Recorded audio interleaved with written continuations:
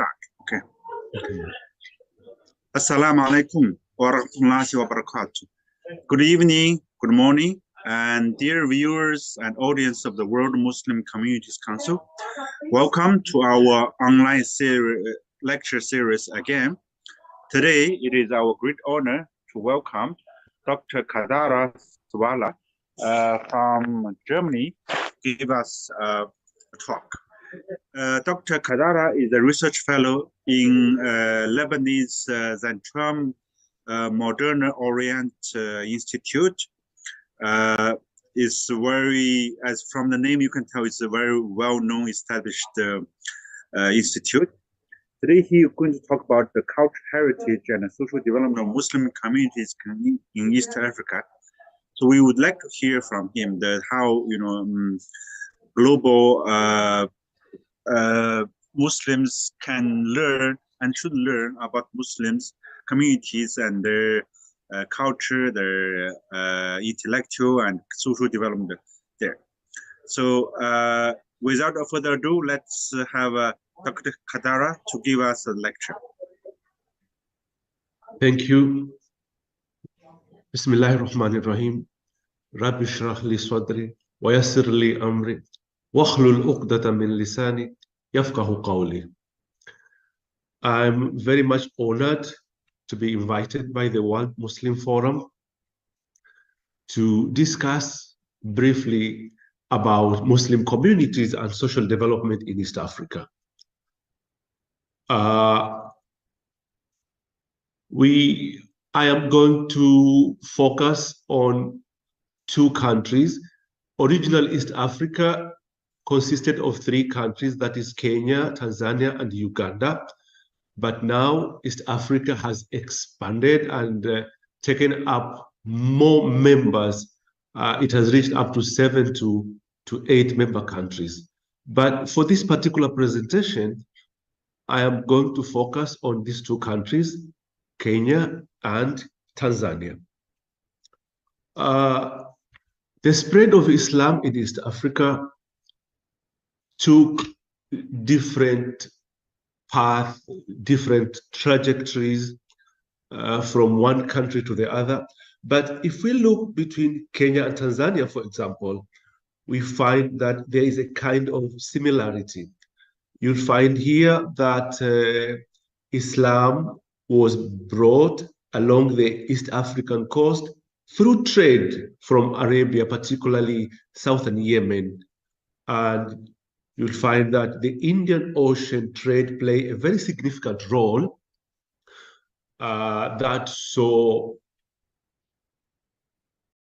different people, not only from Yemen, even Persians, making their imprint as far back as 11th century and 12th century, according to different town chronicles and according to archaeological evidence that has been done very extensively.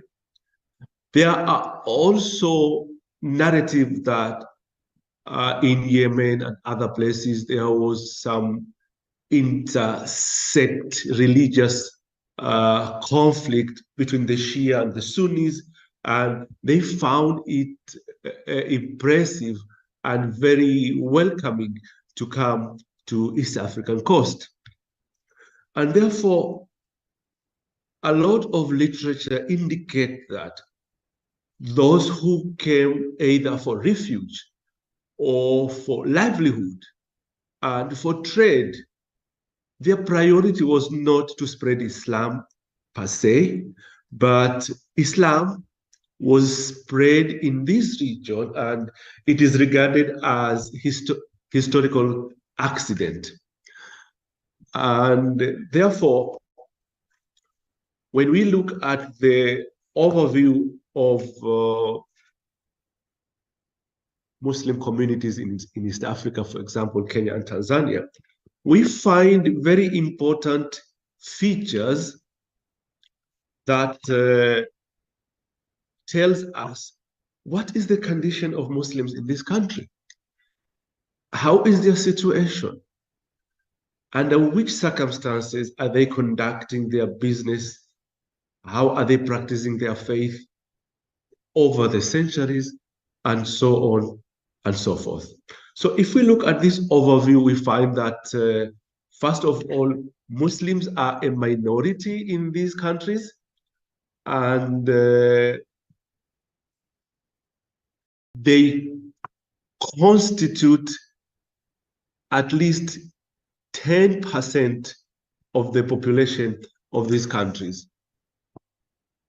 And again, we find that since post-colonial period, when these countries gained independence in the early 60s, Kenya got its independence in 1963, Tanzania got its political independence in 1962, we find that the Muslim community, as a minority community, they have been marginalized in different ways, in education, in employment, in political participation.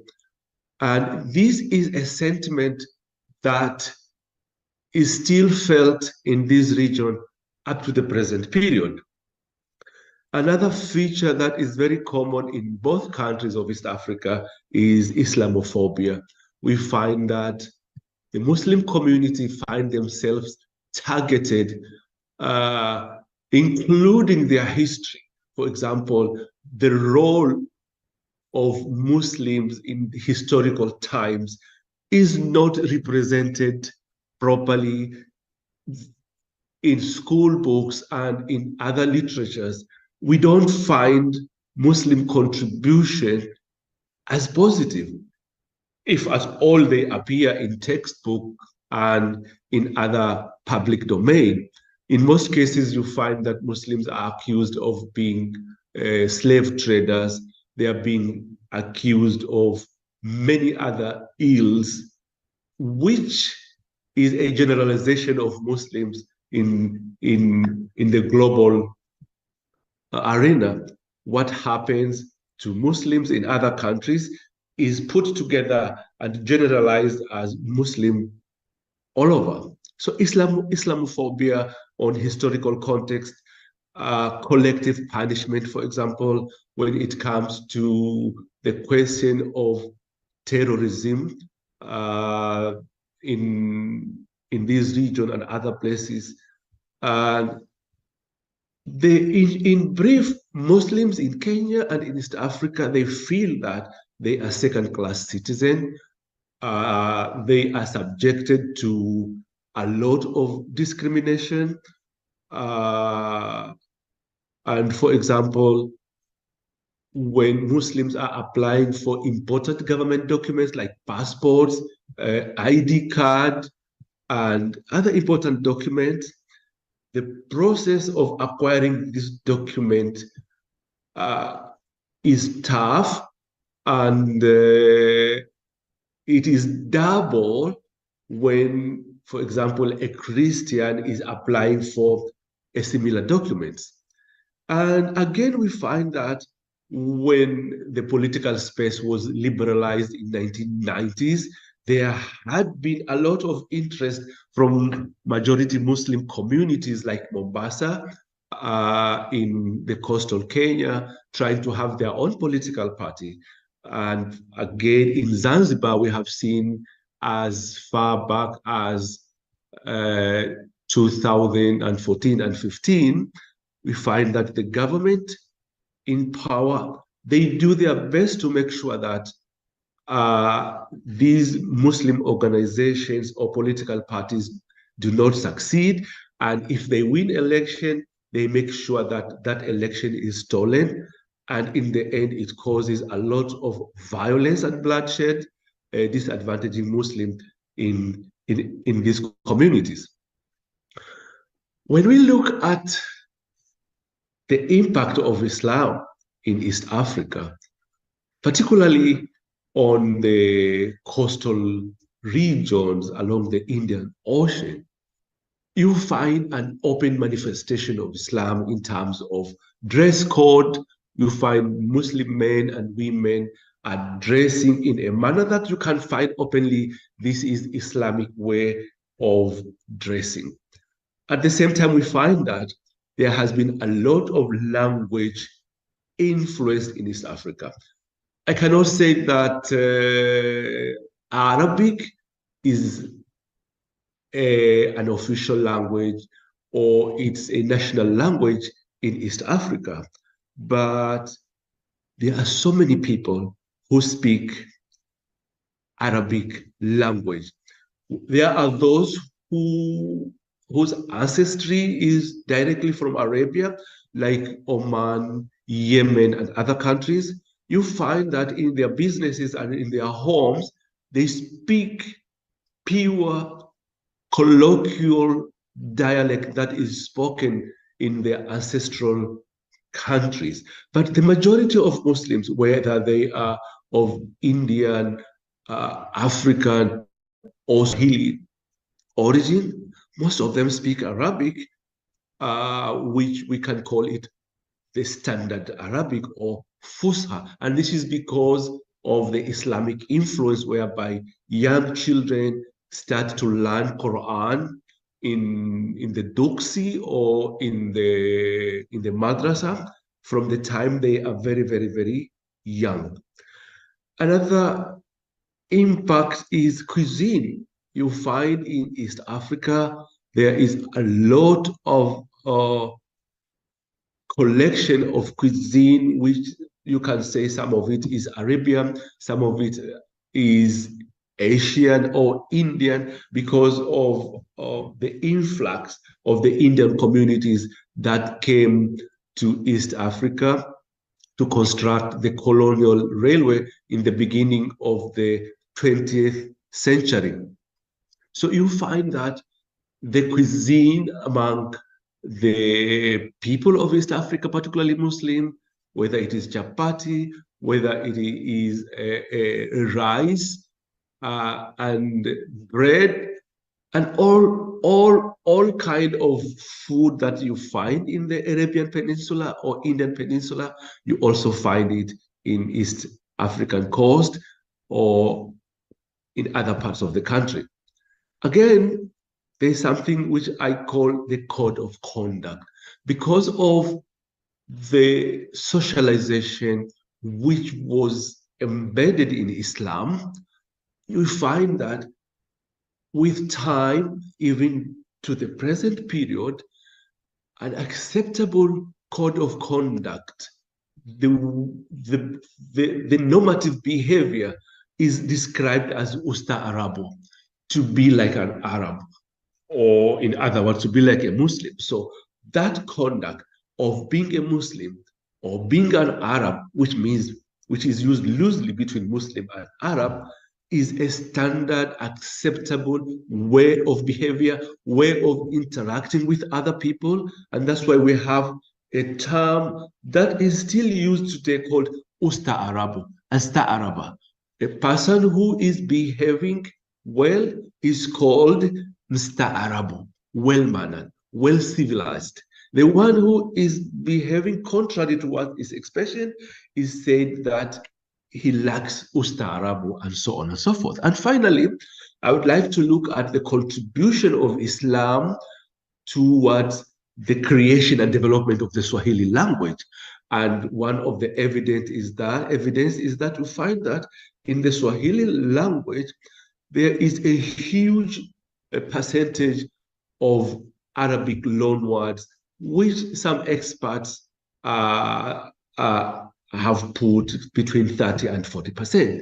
Quickly, if we look at a few examples of Arabic loanwords that are in Swahili language, Kitabu means book, Raisi president, Mahakama law code, Alfu means 1,000, Mia 100, Marehemu deceased, Mahaba love, Ishirini, Thalathini, Arbaini, Hamsini, Sitini, Sabini, and so on and so forth.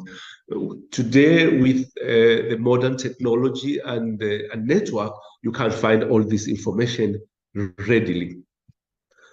Another issue I would like to highlight is the coexistence between Muslims and other faiths. if we look at East African societies and communities, even before Islam, when, for example, the Portuguese came to East Africa, although they were very violent and inhuman, and their rule was very destructive. But aside from the Portuguese, we had, for example, the great Chinese navigator and explorer Chen He, who came to East African coast, especially in places like Mombasa, Lamu, and Pate, and they left a very strong heritage and memory, which is still retold and discussed as one of the great times. Again, if we look at the treaties of Ibn Sa'id, or for example, Ibn Battuta, who traveled along the East African coast of Kenya, Tanzania, Somalia, up to Sofala, for example, in Mozambique, you will find that the description is that the people of the coastal area, Indian coastal, were very friendly and they coexisted with people of other faith. Up to now, this is very, very true. We, for example, in these communities of Mombasa, for example, Lamu, Dar es Salaam, Tanga, and many other places, you find Hindus, Muslims, Zoroastrians, and Christians, who are the majority, in fact. People have been living together peacefully. For example, one of the nicknames of Mombasa, which has played a very big role in integration and cosmopolitanism in East African, it has been described for a very long period as Raha, Mombasa Raha. By Raha, it means it's a place of conviviality, the livelihood, the relation, the friendship between the local people, the migrants, and those who are passing by has been very, very convivial. So the relationship has long been excellent. But we have had several occasions, for example, tensions are brewing up over scarce resources, water, grazing land between Muslim and other communities. We have in Kenya these days a huge proliferation of evangelical Christianity, whereby, on the other hand, we find the Tabligh group or Muslim groups who are familiar with basic Bible studies, or they were Christian and later on converted to Islam. They have mastery of Bible, so they conduct in open places, for example, or in areas where Muslim Christian are majority, challenging the Christian around about whether the Bible is the word of God or not, whether Jesus was this or that. So this in Kiswahili is called mihadara, singular is muhadara, and they have borrowed heavily from the style and the work which was done by a great scholar like Sheikh Ahmed Didat of South Africa, and other groups from Tanzania like Sheikh Mazinge and others. So this is still ongoing in Kenya, and it is a potential source of conflict between Muslim and Christian. And finally, you find that during political election, politicians sponsor violence in order to chase away a particular electoral vote or voting community so that they run away and they have advantage during the election results and so on and so forth. And therefore, we have also had some cases in the past, in the 90s, where Christians, they banned a mosque, and Muslims in retaliation, they banned a church, but the government was quick and neutral in trying to cool down the tension and restore some peace in the community. What I can say about Muslims in East Africa is that it's a minority, but it's a very strong minority. They have strong resources, by being located in the coastal region, where these harbors and ports are playing a very important role. So the government tries to divide and rule. They try to empower some elites in the Muslim community by giving them tenders or monopoly of this particular trade or the other in order to use them. But generally speaking, you will find that there are a lot of challenges that face Muslims in East Africa. Discrimination. You'll find that during post-colonial period, from independence until maybe in the 90s, when the political space and multi-party politics became the norm of the day, there were no Muslim in bigger political position like ministers or big other position like permanent secretaries. Up to now, you find that, for example, in the last 10 years, the former president Uhuru Kenyatta, in his cabinet of 40 ministers, maybe there were 2 Muslim ministers who happened to be the friend of the president, and they were like a gateway for the government to have influence over the Muslim community and so on and so forth. So discrimination is there.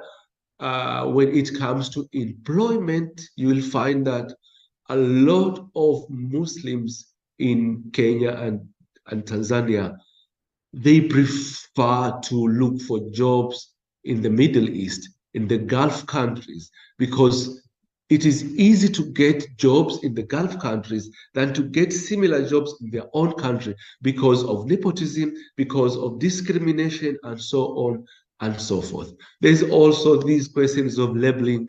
All Muslims are regarded as suspect, especially when it came to matters of fight against terrorism. But again, also on the part of Muslims themselves, we see there's lack of unity. Muslims, they are divided into different segments: Sunni, Shia, Salafi, Sufi, and so on and so forth. And the government sometimes, when they try to cause more disunity among Muslims, they try to put another wedge between Muslims, African Muslims and Arab Muslims. So these are some of the problems Muslim community have. It's a 10% is not a small number. For example, the population of Kenya today is around 50 to 55 million. If we have 10 to 15% Muslim, that's a good number. But the problem is that there is lack of unity due to different factors. Again, I feel that Muslims have misplaced priorities. Up to today, you find the biggest social development Muslims want to do is building more mosques, building this and that and that. And the community is in dire poverty, is illiterate, there is no employment, and so on and so forth. So I think a lot of priorities of Muslims and Muslim leadership is misplaced, and poverty is rampant. If you look at most of these slums, Majengo and Kibra and other places, majority of them are Muslim people. And again, Muslims are less educated, and this has a historical background. During colonial times, modern education or Western education was provided by missionary groups. The colonial government outsourced education to missionary groups, and Muslims were reluctant to send their children to missionary schools for fear of being converted to Christianity, and so on. So these are some of the challenges Muslims are facing both in Kenya and in Tanzania. When we talk about the solution, you find that up to today, Muslims in East Africa, internally, they feel that they are less Kenyan and less Tanzanians because of this label of being a Muslim. And at least in Tanzania, they have for the first time a president who is a Muslim, Samia, but still it's not enough. The president is an individual. The government is controlled by a whole structure. It's an institution. It's just like saying that when President Barack Obama was the president of the United States, did he change the situation of the Black community or African community in the US? He did, if he did anything, it's very little, because it's a system, it's an institution. So I feel the same with President Samia of Tanzania. Her hands are tied. Actually, she has been facing a lot of rebellion, even from her own political party, Chama cha Mapinduzi, labeling her, calling her an Arab. And because Tanzania is consisting of a unity government between Zanzibar and Tanganyika, you will find that as President Samia has a lot of baggage. As recently as the other day, there has been a lot of blame and a lot of sabotage on the president because of privatizing the port of Dar es Salaam. And it's like, why is it the problem was no longer privatization of the port? Why has it been privatized to DP World of United Arab Emirates? If it was privatized to the Americans or Germans or French, I think it could not have been an issue. So these are some of the challenges. As for Kenya, it is still a far and distant dream for any Muslim becoming a president. So this is the situation. So therefore, you will find that, for example, Muslims, I feel that for Muslims, at least to survive and make their life bearable, they must be united, first of all. Muslims must develop clear priorities. They should build more schools than mosques. There are hundreds of mosques in Dar es Salaam, in Mombasa, in Lamu, in Tanga. I think Muslims do not need more mosques. They need hospitals, they need libraries, they need schools, they need job centers, they need businesses. I think this is a problem. Muslims must shed the skin of naivety and adapt a posture of aggressiveness. An eye for an eye, al-ayn bin ayn, a sin be sin. This should be the posture of Muslim, because this naivety is, especially in Kenya, Muslims in Kenya, they were so loyal to the British. They felt they are part of the British. Up to today, there are several people in Kenya, especially the past generation, who feel that life under the British rule was much better, which was true. It was much better because they were respected, their religion was respected, and they got their share of employment and resources and so forth.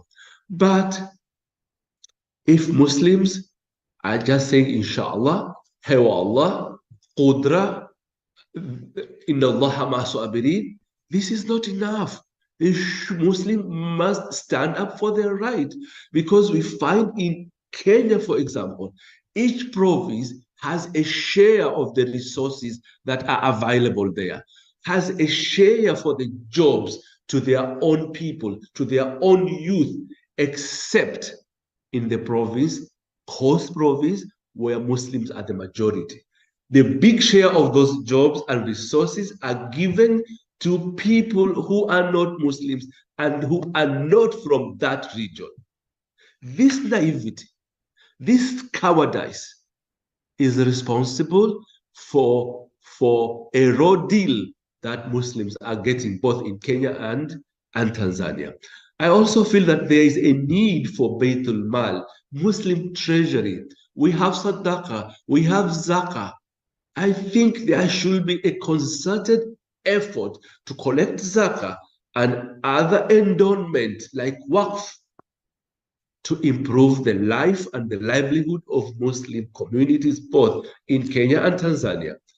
The Muslim must stop petty and perennial squabbles of Shia Sunni, moon sighting, when is Ramadan beginning, when it is ending, Bid'ah and Sunnah. These are not doing any good to the Muslim community. Muslims should now start focusing on fundamental issues of development, of emancipation, of education, and the future of the Muslim Ummah in these communities. And again, Muslim leaders must be re-socialized and re-educated on community development. Community development is something very, very important. Muslims are rich, and the Quran and Islam have shown them the way of collecting these resources for the public good. But the Muslim ulama, they should know about the new requirement for the society, apart from just sitting in the mosque, praying and directing all problems to God. I'm not saying dua is something wrong. I believe as a Muslim that dua hiya mukhul ibadah, is the bone marrow of belief and faith. But we cannot fight poverty. Muslims cannot fight poverty through dua. Muslims cannot fight for their land, for their rightful share, for their resources through dua. This is not enough. This has to change if the Muslims want to prosper and to bequeath a better future for their children. And finally, because of poor leadership of Muslims in East Africa, we find that because of this education duality, a lot of Muslim clergy, Muslim ulama, Muslim elites, they never went to the Western schools. In Kenya, they don't speak English. And if you don't speak English in Kenya, you are disadvantaged. You cannot participate in this, participate in that. At least in Tanzania, Swahili is the official and national language. Muslims can articulate their issues just like any other educated people. But in Kenya, this is a big problem. And because of this duality of education, thousands of Muslims and younger Muslims who decide to pursue religious knowledge, they cannot be employed in Kenya because they cannot speak English, because they did not receive basic Western education. And what is the result? We find that when it comes to negotiation between the Muslim Ummah and the state, donor community, and the Muslim community, the Muslim ulama who have control over the Muslim masses are kept on the periphery.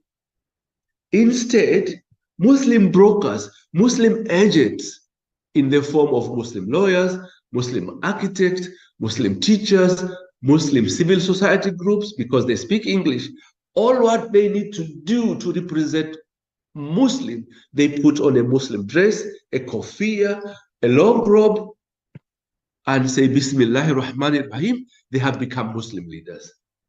So Islam and Islamic cause and Islamic rights has been hijacked by Muslim brokers, and this must be stopped if we want to see real changes among the Muslim community in Kenya and Tanzania. Thank you very much.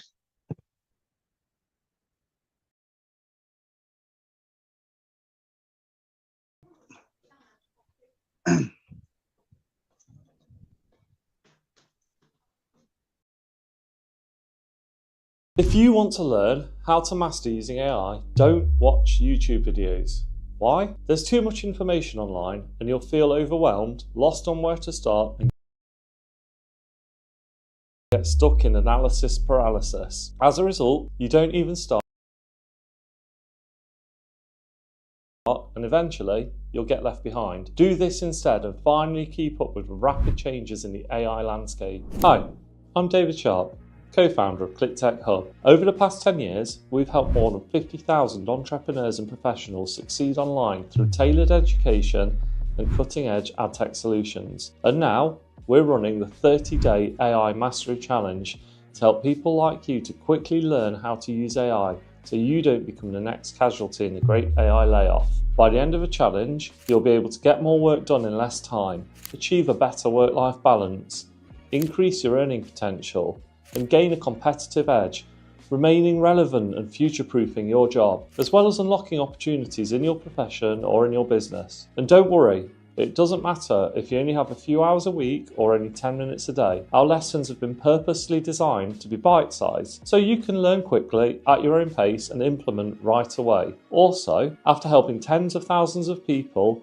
we understand that everyone is different. This is why we provide a customised plan for the challenge to ensure the right fit for each person's learning needs and their schedule, setting them up for success. To do this, we created a 2-minute quiz to help you find the right plan. As you might have seen in the news, AI has already caused massive layoffs because it's fundamentally changing how businesses operate. The longer you wait, the higher the chances of you becoming obsolete and getting laid off. But if you start on a 30-day AI Mastery Challenge now, you'll learn about a new AI tool every single day and how to apply it immediately. After completing the challenge, you would have discovered 30 new AI tools and incorporated them into your daily life. By acquiring AI skills that are in demand, you'll become more valuable, which enhances your job security, and it increases your earning potential.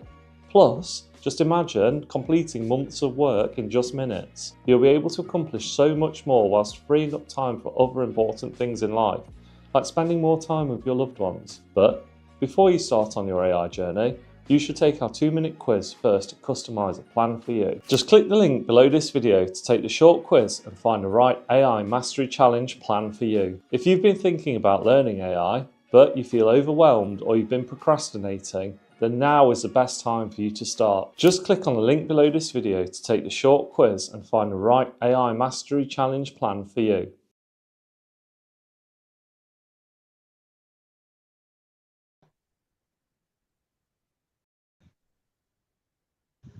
Thank you very much, Doctor. Excellent presentation. And we learned a lot about Muslim communities in East Africa, especially in Kenya and Tanzania. We appreciate your sharing of knowledge about the development and the challenges, and in particular, the recommendation you have proposed to help the Muslim communities to grow and to develop in those countries. I think your lecture pretty much addressed most of the things, you know. Yeah, it's very comprehensive and very insightful. Again, thank you very much. And do you want to say something to our audience, and then we can conclude? Maybe I would like to add something small. Thank you for introducing me as a researcher at the Leibniz-Zentrum Oriental Center here in Berlin. In my background, my first degree was on sociology, my second degree was on Islamic studies, and my PhD was on anthropology. And it's anthropology of infrastructure. I'm looking at the impact of the new Silk Road, what is today called the Belt and Road Initiative, that was started by the People's Republic of China, by particularly President Xi Jinping in 2015, somewhere there. So Kenya is part of the new Silk Road, and there's a huge development of infrastructure, ports in Muslim area, which is called Lamu. The speed railway called SGR in Mombasa. In other words, I'm looking at the impact of these Chinese infrastructure projects among the Muslim community in Mombasa. And this is quite interesting. And I'm trying to see how is it benefiting the Muslim, or is it because of that post-colonial experience of the Muslim. The discrimination I'm talking about is this infrastructure having negative impact on the Muslim towns in Mombasa and in Dar es Salaam, for example. I'm looking both Dar es Salaam and Mombasa. Therefore, Great. this is about me. Mhm. But again, for 10 years, I went out of academia and I joined the politics of Kenya, and I became, for 10 years until 2021, I became a director of political affairs in the ruling party of Kenya. And while I was in that position, I became in charge of China-Kenya relations, especially party to party. And I visited China, particularly Chinese universities, to learn more about community development and so forth. And to the audience, particularly the Muslim brothers in Abu Dhabi and other places, for more than 5 decades, the Muslim world, the Gulf and other places, including Saudi Arabia, has been giving scholarship for Muslims in East Africa to advance their education. But most of this scholarship had been on Islam, theology, Sharia, and so on and so forth. We need what we call a paradigm shift. We need young people to get scholarship on economics, on development, and on IT, and on all other matters that is going to improve the livelihood of the communities back in East Africa. Thank you. Yes.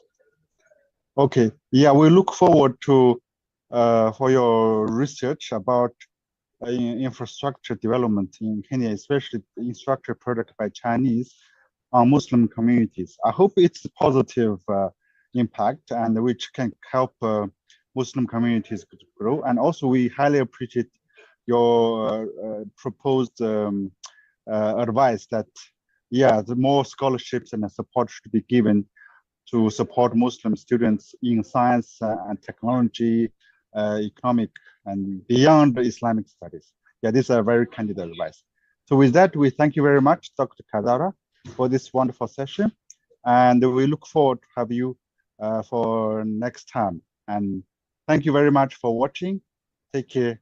Assalamu alaikum wa rahmatullahi wa barakatuh. Wa alaikum salam, and thank you again for the opportunity.